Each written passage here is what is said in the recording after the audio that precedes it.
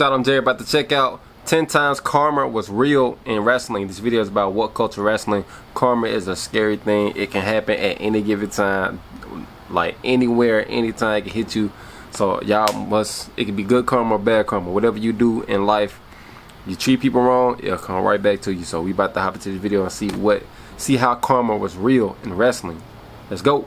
Throughout the 21st century, karma hated wrestling fans as much as most wrestling promoters do. The bad guy always won, and what's more, Vince was never more successful financially when at his most antagonistic. Until karma struck back, baby! I'm Gareth here from What Culture Wrestling, and here are 10 times karma was real in wrestling. Number 10, I'm sorry, how's your casket match coming? Recently on Twitter, a troll buried AEW's Wheeler Yuta, claiming that Steve Austin must be appalled at the idea that comparisons are being drawn between the two men. Kevin Nash, who should be allowed a mean-spirited laugh given the horrific time he's had of late, replied, "Don't worry, he ain't watching." The Undertaker piped up in response to that, tweeting on March 4th, "Huge pap." Brilliantly, 24 hours later, Jack Perry and Christian Cage worked Undertaker's signature casket gimmick match at AEW Revolution, and in the process absolutely destroyed his body of work in the genre. Taker vs Shawn Michaels at Royal Rumble 1998 was a bloody good crack at the stip, but elsewhere the Undertaker casket match was a tedious, artless walk and brawl. In contrast, Perry vs Cage was exquisitely crafted. Cage didn't so much wrestle as scurry like the rat that he is, only gaining momentum with his sly, dark arts experience. He could swipe at Perry's legs and send him back first into the ring steps, but he could not withstand the vengeance of the just babyface no matter how much dirt he threw in his face. The Undertaker and his horrendous line of t-shirts could never.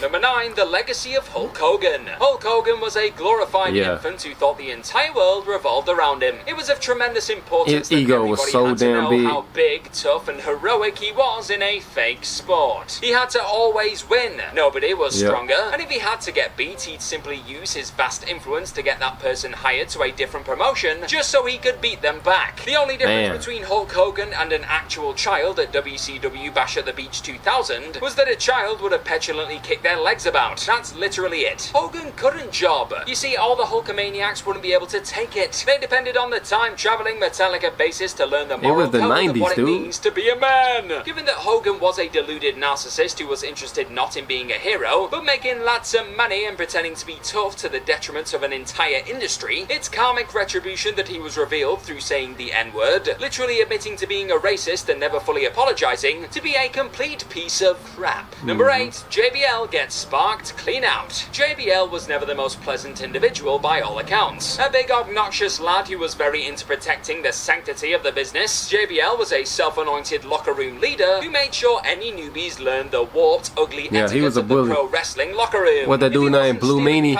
hit him with a stiff chair shot. Feel anxious and scared. No lie. He was per an On the account episode of from the SmackDown. time in the Wrestling Observer newsletter, mocking No, when Blue Joey Meanie Styles' it was family. Stevie As Richards. The story goes, on a trip to One of the Iraq two. in 2008, JBL was actually on his best behavior, quote unquote, very subdued, and was ribbed on the plane for being a bore. He drank and drank in order to perform as the Panto villain and poured water over a sleeping Lillian Garcia. He was said to be nasty even by his standards to He got knocked out whose by temper Joey erupted. Styles. And when the melee was separated, Black nobody Black thought Eye, to something hold like that. him down. He was in danger, not JBL. How ironic, with JBL held back, Styles belted him in the face and cut him underneath the eye. It wasn't quite the fairest of fights, but embellished legend portrayed it otherwise. It was still a source of much embarrassment for JBL, so good. Number 7, Triple H comes crashing down to earth.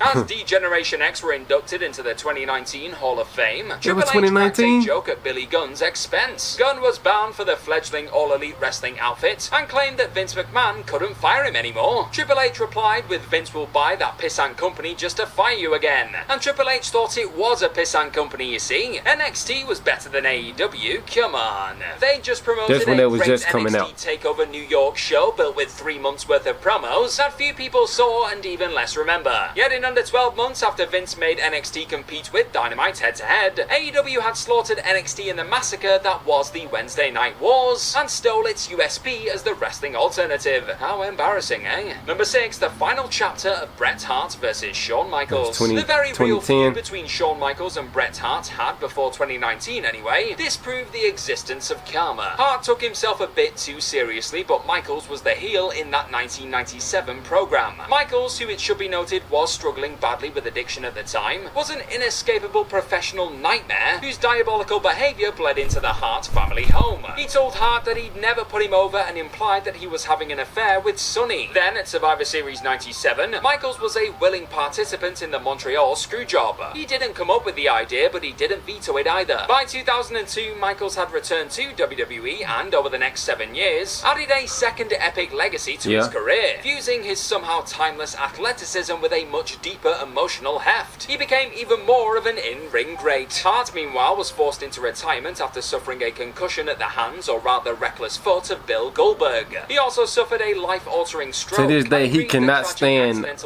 of his younger brother Owen. It wasn't fair. He cannot and when Hart stand tried to Goldberg. end his in-ring career on his own terms, it was so bleak. Then in 2018, Michaels was coaxed out of retirement by the lure of blood money and made a tit of himself in Saudi Arabia, as D-Generation X took on the Brothers of Destruction in a perversely hilarious disaster. In 2019, though, the great lost hidden gem of wrestling media was discovered by photographer Mary Kate Anthony. Bret Hart versus Tom Magee. The 1986 match, purported to be the greatest carry job ever, was revealed thrillingly to be precisely that. Magee was an infamously limited wrestler whose stuff looked atrocious, but Hart knew it and built their match accordingly. Hart brilliantly crafted his performance around the idea that Magee was actually a threat, and it was an unbelievable success. The epilogue of Bret vs. Shawn then was at least heartwarming. Number 5, the atmosphere in the stadium when Triple H worked WrestleMania half of the time. Triple H always insisted that he was a better and more important wrestler than he actually was. When he was great, he was actually great. He bumped like a light switch, panicked like nobody's business when he got trapped in a submission, generally prowled the ring like a master who knew how to build the drama of a big-time WWE epic. The other half of the time, and that is generous, he just assumed that the fans were invested in his matches and arrogantly stalled his way through 25-minute slogs. Crowd psychology in pro wrestling is the manipulation of emotion, the success of which is measured by volume, and on that basis Triple H could do with going to his own performance center and learning how to work. Chris Jericho at Mania X8, Randy Orton at Mania 25, Brock Lesnar at Mania 29, Roman Reigns at Mania 32, Seth Rollins at Mania 33, Batista at Mania 35. All played out to humiliating near silence as Triple H wielded his immense backstage influence to work a long, major match that nobody gave a toss about. Karma evidently is no friend of nepotism. Number 4, Vince Russo eats humble pie. Vince Russo departed the WWF for WCW in October 1999. Insane as this may sound now, it was considered a coup at the time. Russo had redefined the episodic TV model to remarkable success. He knew his way around an angle, and he knew what teenage boys wanted: wild brawls, attitude, and big heaving breasts. That acts as a neat seg to Jim Ross, who, gauging his Twitter likes, is also a breast enthusiast. But damn, the man has had a bit of a rough life. Yes, you can punch up at the legendary voice of wrestling, but you can also punch down, and Russo reached the gutter by mocking JR's affliction with Bell's palsy. His writing partner Ed Ferreira parodied Ross in WCW and pulled the worst, ugliest, mean-spirited facial expressions. It was really horrible. Thing is, stripped of actual stars, Vince Russo's product was an inscrutable meta shambles, and even the profoundly incompetent WCW was wise enough to grasp it. Relegated to a booking committee before Sold Out 2000, Russo believed he was above it and walked. Couldn't have happened to a nicer guy. Number 3, the emergence of Tony Khan. For almost as long as the former's existed, those in power in pro wrestling circles really believe that you, viewer and wrestling fan, are a mark. An ignorant mark who doesn't have a clue how the business operates. You've likely encountered this sort of sentiment online, like a wrestler telling somebody on Twitter that they can't critique an in-ring performance because they've never taken a bump. So how does it work then? How long do you have to have been involved in the business to develop an informed opinion on how it should all go? A year? 2? 3? Tony Khan, a lifelong hardcore fan, a mark some would say, promoted one of the best wrestling shows ever at the first time of asking. That was in 2019. Double or Nothing 2019 was sensational. The matches were eclectic and peaked at a seminal standard, but it wasn't as easy as just pairing great wrestlers together. MJF got over with a promo masterclass. The show closing angle was a shocking, electrifying tease of 2 main event matches that eventually drew a great deal of money. Khan shut up every arrogant veteran within 4 hours. It is almost as if a wrestling fan has an idea of how it should go, and that karma has no time for the arrogant. Number 2, Vince McMahon's pettiness makes a fool of him. If Vince McMahon was as creative as he was malicious, there wouldn't be an All Elite Wrestling. He'd have used the unparalleled wealth and resources at his disposal to make effective, crowd-pleasing use of his monopoly before giving giving up that 100% market share. He got in his way throughout the 2010s, but this wasn't a new development. He did, I agree. He'd been bitten on the ass before. In the early 90s, he decided that he wanted to push a new generation of fast, technical wrestlers who really knew their way around the craft of pro wrestling. That is a bit of a lie. He was on the bones of his ass financially, so he could no longer afford Hulk Hogan. And it wasn't a capital idea legally to push his favoured type of wrestler because he was in deep crap with the vets. He was left with smaller, more gifted wrestlers and pushed them as the new generation. In order to really sell just how new this generation was, he celebrated the old-timers who'd had their day. He depicted Hulk Hogan alongside Bruno Sammartino in this compilation tribute of the good old days. It blew up in his face when WCW actually signed Hulk Hogan and, 2 years later, beat him at his own game. Number 1, January 4th, 1999. WCW Nitro emanated from the Georgia Dome in Atlanta on January 4th, 1999. Pulled in a monster crowd of 38,809 and was hyped massively via a first ever meeting between Hulk Hogan and Kevin Nash battling for supremacy of the NWO. Bereft of any ideas, the NWO, a dead group that had done rather too effective a job of killing WCW, was reformed when Hogan had infamously poked Nash in the chest. The angle was dire in and of itself. New World Order fatigue was profound, and what's worse, the WCW fandom had lost total faith in the promotion's ability to pay it all off. Almost like Eric Bischoff couldn't oversee one of his beloved stories. Meanwhile, on the tape WWF Raw, Mankind won the big one in one of the loudest, chaotic and heartwarming angles in the history of US wrestling. At his most arrogant, Bischoff instructed Tony Schiavone to bury the development. That'll put the butts in the seats. Tony was instructed to scoff as 600,000 viewers changed the channel from TNT to USA, and WCW never again won a single battle in the Monday Night Wars. And that's our list of any other times Karma was real in wrestling. Let us know all about them in the comment section.